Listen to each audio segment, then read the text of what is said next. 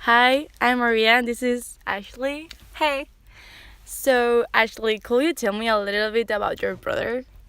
So, my brother's name is Tyler. He is 19 years old and has a dual diagnosis of Down syndrome and autism.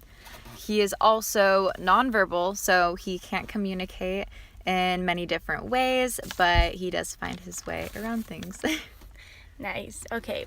So, could you tell me a little bit about your childhood? Did you ever feel like you didn't have enough attention? Was it hard for you? Well, growing up with two parents that ended up divorcing, I had a single parent household, which meaning one parent was taking care of two kids. So when it came to giving some equal time, Tyler definitely did get a majority of the effort put in by our parents. But overall, I felt like we had the same amount of love and everything. But at times it definitely was frustrating because I was like, wow, Tyler gets all of my parents' needs. Like, they'll stay home any day to be with him. While with me, I was always sent to some random activity. Must be hard. Okay. Which one was your hardest challenge for you? My hardest challenge would have to be adapting to the environment around Tyler specifically, which I'm sure it would be quite harder for him than me. But just to see how people treat and react to Tyler versus how my family is used to, because it's such a different scene out in society. So I definitely say society was one of the biggest challenges. Yeah. Okay. What is it that people said about you, about your brother, that was most painful? That honestly, the disrespect that some people have for them, and one of the biggest thing that does bother me is disrespectful language used towards him as if they're talking to him. They can use words like retard or any other different slang words, which I feel it's pretty hurtful because it's a disrespect to him and other people with intellectual disabilities around him. Yeah, you were also saying people sometimes feel sorry for you. Yeah. People, honestly, they come up to you and they're like, "Oh, you're amazing for dealing with this. Like, I'm so sorry for you." And honestly, Tyler is the biggest blessing to our family. He's brought me so much opportunity to be kind to one another, and just to know that there's so much more love in the world than there is just to give. You gotta be kind to everyone, and I feel like Tyler has definitely showed us, and especially people and individuals close to him, how to love one another. Awesome. Okay. Tell me a favorite memory together.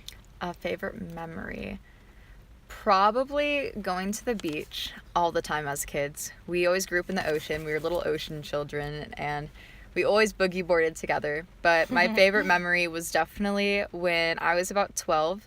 He was about 15 or 16, and I volunteered at a camp called Project Surf Camp with him, and we got him out on the paddleboard, chest deep in the water, and he was thrilled. That was the happiest moment I've ever seen Ty smile like that.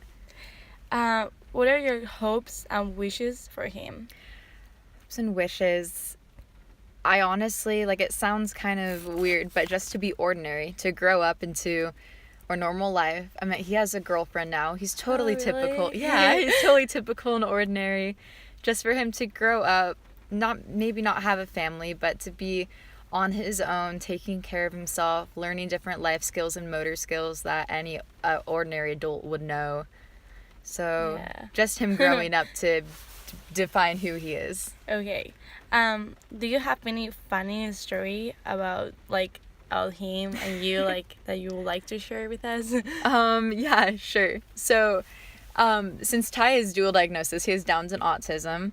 So the autistic side of him, not saying all kids or intellectual people with autism get this way, but Tyler has some difficult behaviors where he oftentimes likes to throw things. So on Christmas Eve 2 years ago, or Christmas Day 2 years ago, my mom and I were sitting in our living room, and so he just chucked the iPad. He didn't mean to hit her, but chucked the iPad right at my mom's face, and my mom's face was completely swollen for Christmas. Oh my God. And so we went to Christmas Day dinner with my mom's face looking like a million bees stung her because it was just so swollen. But obviously he didn't mean it, but it was, we all laughed it off because it's Tyler.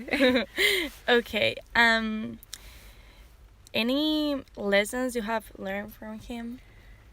Yeah, it's to respect others, that no matter what their disability, no matter what position they're in life, to respect them, and just to be kind to them, no matter like if they look a little bit different, if they're a little more unique than the rest of us, just to be kind to them, accept them, and like understand them. Okay, and could you give any advice?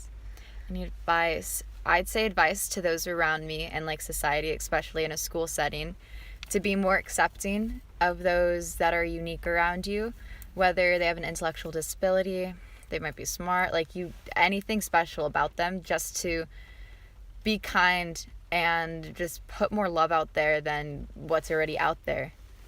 Nice. Okay, and what do you think is the key to have a good relationship? A good relationship, okay, like I said before, just the biggest thing is respect. Like having respect for one another, and for Ty and I's relationship as a brother and sister, having respect and knowing that, wow, like he needs his space, or like, yeah, he can be difficult at times, but I respect that as a person, as a sister, as a mentor, as a friend of his. So I'd say even in all relationships, just respect and kindness to one another. Okay. Is there anything else you would like to share? Let's see. Just that overall, these kids that are super unique with either disabilities or any type of thing with them, they're honestly some of the coolest people you can meet. Like, I've met so many people working and volunteering along the years that have brought me so much happiness and kindness that I would never change for anything. So okay, thank you so much. Yeah, thank you. For sharing your story with us, and also for like giving us a lesson, Aw, of course. Thank you. It was awesome talking to you. Okay.